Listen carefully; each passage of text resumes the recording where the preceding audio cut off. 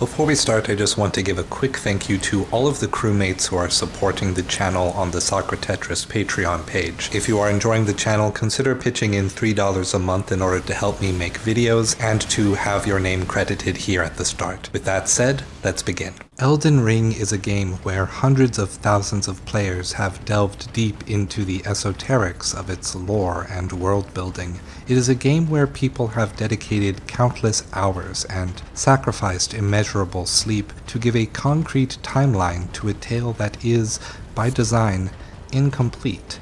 And yet, for all this talk of the lore's timeline, I have yet to see one person discuss the presence of time in the story of the game that we actually play through. Elden Ring is a story told in seasons. Rather than looking at the game as a historian with lore to be uncovered, I want to look at the story as the Tarnished would on their quest to restore the Elden Ring with the sensitivity of Mono no Aware.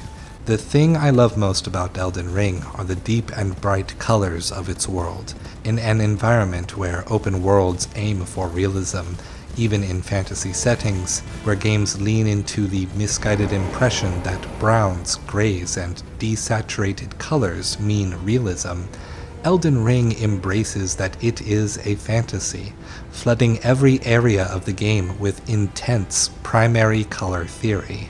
When we first enter the lands between, the grass and the trees are an emerald green. Wildflowers are blooming in spatterings across the fields. Rain and windstorms billow in the distance. Limgrave is themed around springtime, new growth, new life, and new adventures. As we travel on to Liurnia, the world becomes a deep blue, surrounded by water and the constant rain and thick evaporated fog. Liurnia's blue reminds one of an oppressive humidity. Liurnia is themed around a tropical summer. Caelid, on the other hand, is red incarnate, surrounding the festering cesspools of scarlet rock with dry and jagged rocks, salted earth. It is the paradoxical dry heat of a swamp kept at bay by perpetually burning pyres, whose smoke rises up such that even the sky is set aflame. Caelid is themed around the arid desert summer.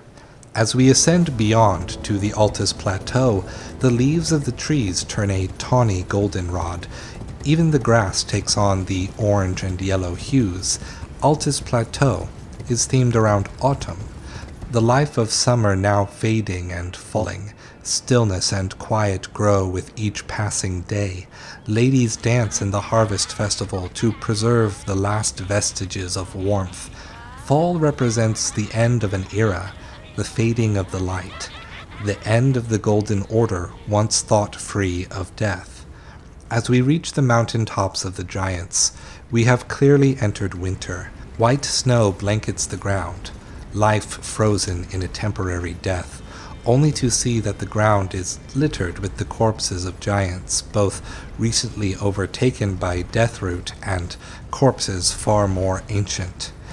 I think it is easy to look at each area of Elden Ring as a timeless biome, perpetually representing a single state. After all, they never change in the game, not really, and we can move freely between the different regions with their specific colors intact.